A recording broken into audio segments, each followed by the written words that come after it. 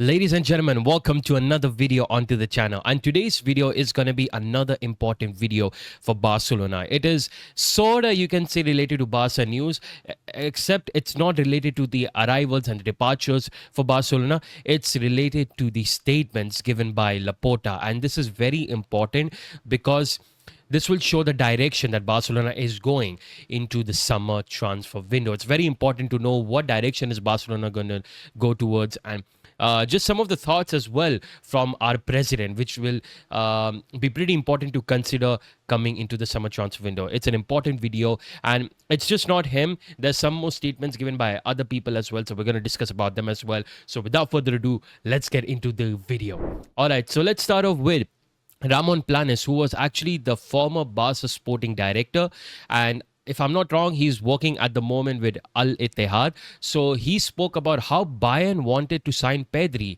after the 8-2 loss. So here he says, just 2 days after that crushing 8-2 loss to Bayern Munich in Lisbon, I got a call from Pedri's agent. He told me Bayern wanted to set up a video conference. They were seriously interested in signing Pedri. Planes continues on the Bayern interest. I was taken aback when Bayern called for Pedri. At that point, Pedri hadn't even joined Barcelona yet. We had secured his signing, but he was still playing for Las Palmas. It was a surprise, no doubt. And you can just see the knowledge, the ball knowledge that Bayern has. The sporting director of Bayern at that time, I think it's not the same now, but they were a pretty competitive, pretty competent team. And you can just see Flick had such a great team around him. He built such a great team.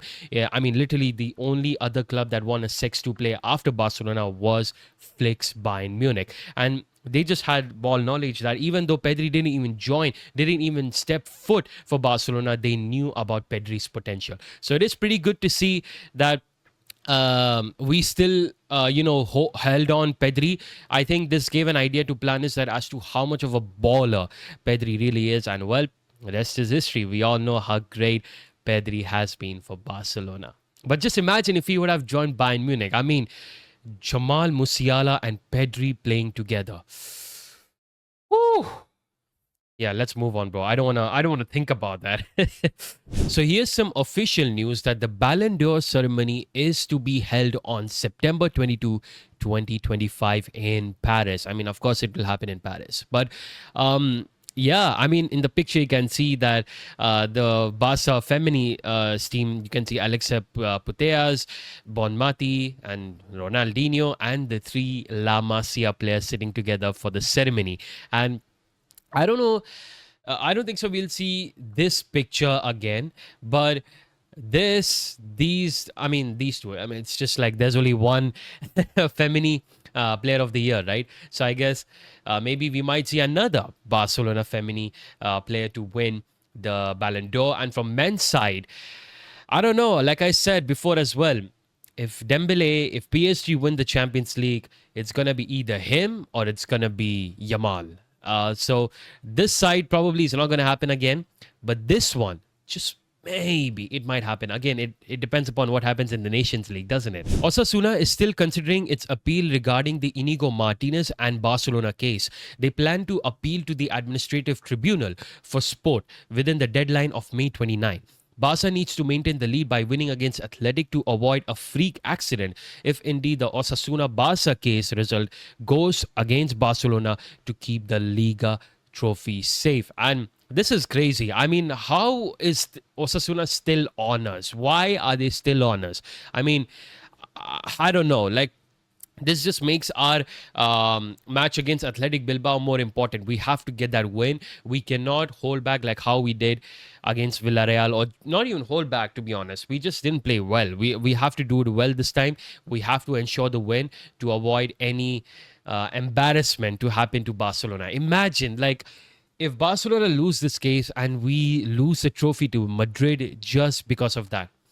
That would be one of the most embarrassing things in 2025. So I hope that does not happen to Barcelona. We just have to ensure that we win against Athletic Bilbao. But why is Osasuna still on us? I just do not understand. All right, here's the moment. The statements given by Laporta. A lot of things he has spoken about regarding the Camp Nou, regarding the players, regarding revenue. A lot of things was spoken by Laporta. So let's discuss about them. Firstly, Laporta spoke about Hansi Flick.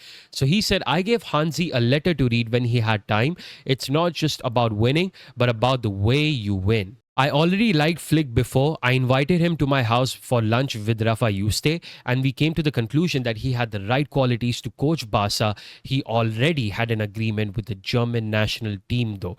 Now, there was actually a video circulating around regarding this, like apparently Flick, this wasn't the only thing that Laporta said about Flick. He also said that he was behind Flick because he had Johann's gaze, and there was actually a video circulating around. If I can find it, I'll have a check on it. Where basically it was a video where they were saying that Laporta went gay for Flick. But I mean, his thing, even in these two statements, you saw. He knew, like, see, here's the thing, right? Laporta knows ball. Okay, even when he came firstly to Barcelona in his first tenure, which is 2003 to 2010, we had Frank Rijkaard, and then after that we had more coaches in middle, but I'm talking about like before Pep Guardiola. There was Rijkaard, and then Pep Guardiola came into the managerial coach. But again, the thing is that Johan Cruyff had a big role in Guardiola's appointment because he knew that Guardiola has the potential to lead the club with the philosophies that Barcelona follow. So over here is and of course Laporta understood his word and he was like, you know what, okay, let's go with Guardiola. But I mean, again, here also you can see like he already liked Flick before. I mean, I think the likeness came after the 8-2, probably even before that, probably, right? But after 8-2, I'm pretty sure his likeness towards Flick improved a lot. So again, he also mentioned himself that Johan Cruyff saw Flick with this potential. Like he saw what Flick could do. So you could just see like this guy knows ball. Like Laporta knows ball. He knows what's up with the players and everything, and with coaches especially. Right, so it's pretty good to see. Like even under him, Guardiola got appointed, and under him again, Hansi Flick got appointed. Two amazing coaches in Barcelona history under Laporta's reign. Of course, it's not him only. It is, of course, with the influence of Johan Cruyff and with other people as well. But, well, he has been involved in both of them as well. So we have to give him the prop. Laporta continued saying, yesterday's match is most likely, and unless something unexpected happens, the last match at Montjuic. If all goes well, we will do a test run at the Gamper on August 9 or 10. Well, I mean, it's the end of the time with Montjuic Stadium, right? It was a good stadium, you know. Fans showed up. They showed their belief, the response. They showed the support for Barcelona. So again, really amazing to see. But I guess we are indeed soon gonna go to the new Camp Nou, and I'm really excited to see what the new Camp Nou looks like. It looks very good in terms of the teaser and everything they showed, and I hope it actually is gonna be really cool. Now, Laporta also said some words about Lamine Yamal. So Lamine's situation has been discussed, but the signature is still missing. I can't say it's done if it's not done. However, the matter is being handled. We are thrilled with him. Deco is working on getting his signature. We have great communication with Jorge Mendes. A player's salary should always match their importance to the team, regardless of age. Barca is the best team for Lamine Yamal. He is a Catalan and a Kool-Aid to the core. He's destined to be the best player in the world. And again, just confidence being given by Laporta to Lamine Yamal. Definitely one of the best players in the world. So we have to be careful with them. We have to obviously not be too lenient with them. You know, you cannot make any player bigger than the club. Like how even Laporta says, like, what's the, you know, the motto of Barcelona? Mesque in club, more than a club, right? That's for the fans, obviously. But Laporta always says that the club always has to be above the fans, and that's how it should be, right? But again, you should still give the props to the players, and Lamine Yamal deserves some big props. One of the best players in the world. I hope everything goes well with him, and I hope he puts that goddamn signature on the table, because I don't want any surprises. So let's not anything surprising to happen. All right. So Laporta also spoke about Ansu Fati, but actually before we talk about Ansu Fati, there was one more thing I was supposed to mention about Lamine, is that there was a clause mentioned in Lamine's contract. It has been leaked that the release clause for Lamine Yamal is going to be 1 billion, just like Pedri, Gavi, and all those players, if Yamal does indeed sign the papers. So that is one more thing to consider, that his release clause is going to be 1 billion. But talking about Ansu Fati, we want Ansu Fati to play. He makes the relationships in the locker room very good. Everyone likes him. We will see if next year he gets minutes, or if we need to find a better solution for him. And again, yeah, I think a lot of players do vouch Ansu Fati. Pedri, Lamine, they all give their vouchers to Ansu. I remember there was a game, was it Gavi, I think, who was saying that let Ansu get subbed on. He said to Flick that get Ansu subbed on. I think it was him or Lamine or someone. That's it. So yeah, he has good relationship with the players. It's just that he lost his touch. And unfortunately, you cannot do anything much with him if in case he is not going to play, right? So again, Laporta cannot say in openly that we're going to sell Ansu Fati or whatever, but of course I think probably we might have to sell Ansu Fati. It's just so unfortunate, but injuries ruined him, and we have to just think about the club. We have to think which players are good for the club, and Ansu Fati unfortunately isn't there. Laporta speaks about the moves in the summer. So there will be moves this summer in our squad. Our rivals will also strengthen because they have seen that our team right now is the best. So right here, I mean, this was basically a no-brainer for Barcelona, right? Because they have to do moves in summer. We have seen the domestic trouble, but also in the Champions League, what happened to us due to lack of squad depth. And I guess Champions League story was a different one. Like, we could have even won with the team that we went with, but it's just that, well, rest is history, right?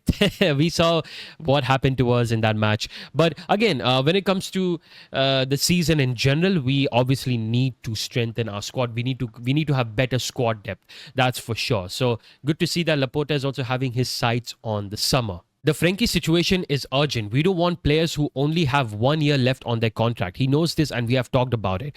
He is very motivated. We really like the Dutch school. With him, we control the game. So Laporta is giving confidence to Frenkie de Jong. And I think Frenkie de Jong, obviously, under the first season we have seen under Flick, he has obviously shown his importance, and he has been always important. But it's just that, remember in the Villarreal match review, if you guys haven't watched it, go ahead and watch it. Over there I spoke about Frenkie de Jong's one big con, that is the defensive awareness in the box, which leads to us conceding goals. So I hope Flick works on that. Other than that, really, I'm happy with Frenkie de Jong. The way he wins the ball for us, he progresses the ball with us. I think it's obviously amazing. So I have no problems with that, but I hope Flick does consider his defensive awareness. Other than that, it's good to see the board also trusts de Jong.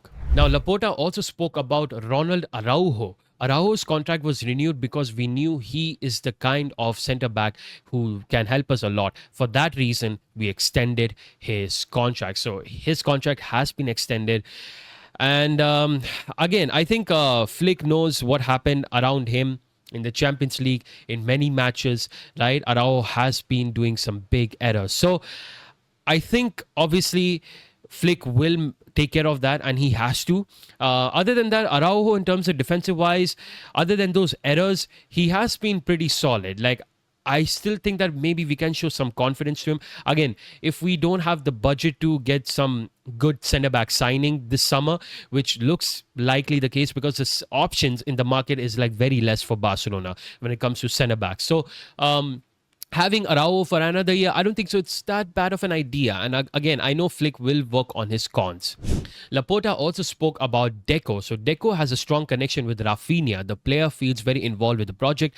We will reach an agreement because we want him to stay and he wants to stay. And again, regarding Rafinha, the problems that I have with him is that his touches and his passing. Recently, these two things have really dropped down for Rafinha and his finishing as well to some extent. So again, Flick has to consider those things about Rafinha. But other than that, he's a leader. He is a workhorse. The way he was running across the pitch against Villarreal in every match as well, he's a workhorse. He really should stay in the club. And well, Laporta does have a lot of interest and a lot of belief in him. Laporta also said once the renewals are finalized, we will make some reinforcements. We need to strengthen some positions to be more competitive. I know they are improving to work on every single line. And yes, I think Flick was supposed to have a meeting with Deco about the signings that he wants. And yes, Barcelona has to give everything that Flick wants. This is going to be such an important window, not for Barcelona, but also for Laporta, because the presidential elections is going to happen next year, if I'm not wrong. So if Laporta wants to win that, he has to show that Barcelona are going in the right direction. So this transfer window is going to be very important for that, because we have to show this upcoming season that Barcelona are ready to conquer Europe, and you have to do everything, whatever it takes, to back up Flick. Laporta also spoke about the Barca's financial situation. Barca will earn about 950 million euros. It's almost 1 billion euros. We are very confident that we will meet the 1:1 rule. Deco has it easier to operate under 1:1 than under 1:4. So maybe Barcelona, if they wouldn't have earned this much money, they would still be 1:4 rule. What is that rule? Basically, to sign a player, Barcelona has to sell 4 players. So basically, let's say if we want to sign Nico Williams costs like 70 million euros. So if you want to get Nico Williams, you have to offload 4 players, or at least you have to offload the players that has the same wages as Nico Williams. So you cannot just offload 1 player. You have to sell 4 players. So you have to generate the money. You have to free up your wage bill through selling 4 players. Now 1:1 is pretty simple. To get a player, you can sell 1 player, and it's obviously the best case, right? So 950 million euros has what Barcelona earned this year. It's big. All that Champions League money, the TV money, the sponsors money, it is working wonders. Now, I'm wondering what the budget is going to be, and I hope it's going to be something good. And this gives me confidence. I think maybe our budget should be something close around 150 million. That's what I assume. And again, the thing about Barcelona is the wage bill. The wage bill is the biggest thing for Barcelona. That is what should increase for Barcelona. Barcelona can spend on players, but they cannot register them because of the wage bill. So that's the most important thing that Barcelona needs, the increase in wage bill.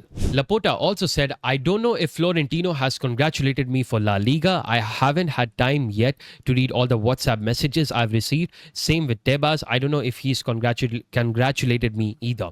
And honestly, we don't need the congratulations, okay? They can do whatever they want. Everybody knows about Madrid and La Liga's relationship. They know how well they work together, right? So I honestly don't care if Florentino and Tebas gives us the congratulations.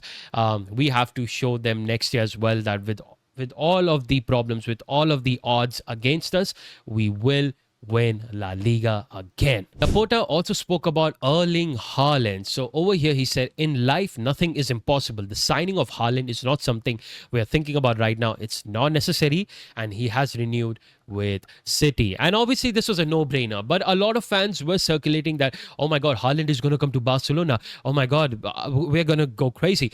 Dude, Haaland is there for like 5 more years with City. The amount of money you have to spend on him is crazy, and Barcelona they have to focus on striker, left winger, left back, goalkeeper, a lot of things. So honestly, the signing of Haaland is not going to happen right now, and I'm really happy that Laporta made it clear once and for all. He also said that Nico Williams was one of the candidates. We finally decided on Danny Olmo. Right now, I believe the sports management is considering other options. Danny Olmo's form has dropped down, and I'm really sad about it because in start of the season, like from the start of the season, he was so great. The movements, the touches, the reactions, it was so good from Danny Olmo. But he definitely has dropped down. And I think maybe Barcelona are looking for selling him, which is unfortunate. We might not make too much profit out of this transfer. But I mean, we have to do something to generate revenue to get the new players and everything. I don't know if Danny Olmo is in the plans for Barcelona this summer. Laporta also spoke about the Camp Nou. At Spotify Camp Nou, there will be a space set up for 1,500 people. That will be the new fan zone. We hope to find a solution that all Culés like. Laporta also spoke about the referee situation. Our strategy with the referees is to complain as little as possible. There is an obvious sociological bias towards Madrid. I didn't say it's just to say to it. We get little benefit from complaining. The referees are becoming more professional. I don't know about the last point because what he said before that, the sociological bias towards Madrid, it is obvious. Everybody knows that. And the thing about complaining little bit about it is that yes, decisions don't go towards us, but at least the world should know what's happening to Barcelona. Whenever something goes wrong to Madrid, Madrid fans immediately jump onto the social media, get their keyboard warriors fingers ready, and they type up so quick, Madrid being robbed, Barcelona paying referees. And everybody goes with that narrative. We have to show that that's not the truth. The truth is that we are getting bullied by referees, not Madrid. So that's the thing about complaining, that at least the world should know that Barca is getting bullied by referees and La Liga. Laporta also said that Barca is the most multi-sport club in the world, and that represents an annual budget of 95 million euros, including the youth football academy. So I'm not sure if this is going to be the budget for this summer, but he said including the youth academy, an annual budget of 95 million euros is what Barcelona has. That's like, I think he's talking about minimum. So minimum 95 million euros is not bad, honestly. And I think definitely it'll be much more than this considering the revenue that we have got. Laporta also spoke about the La Masia. So the La Masia is at the right level. We always sign players to gain talent and experience. Flick has achieved a perfect symbiosis that works very well. And that is exactly what should happen because La Masia has always been so crucial for Barcelona in the Sex2 play era, in even currently. La Masia has done it all. So I think this is like the best thing to focus on. La Masia can give you so much in return for very little investment. You know what I mean? Like if you need to have the best of the scouts and just have the best talents in your club. So Laporta also spoke upon Hansi Flick even more than before. Like last time we just saw in this video earlier here, he also spoke about him. But remember I spoke about that code that everybody has been taking into consideration and are calling Laporta gay. So it was actually this one. So over here, Laporta says that I chose Flick because he has Johan's vision. People also had the other translation which says Johan's gaze. That was mental, by the way. But this is Johan's vision. So it's the same thing. Because he has Johan's vision. With those blue eyes he has, he sees football like him. He comes from the German school and we needed a profile like him. Like, what was the point of saying this? With those blue eyes? Like, okay, fine. Like, what is that supposed to mean? So the ones who have brown eyes, they don't have the nice vision to look at football. Like it just like it seems so wrong. Which is why people consider that, and they were like, okay, Laporta's gay for Flick. But I mean, I don't know. Like, I mean, I'm not onto that shit. But hey, I mean, Barcelona are succeeding, so. And with that, we end the video. Thank you so much for watching the video. This is the important statements given by Laporta to consider. And definitely, it's setting some good sights for summer transfer window. So let's hope that Laporta does the job well for Hansi Flick and we strengthen our team. And with that, I'll see you guys next time in the next video. Peace. Forza Barca.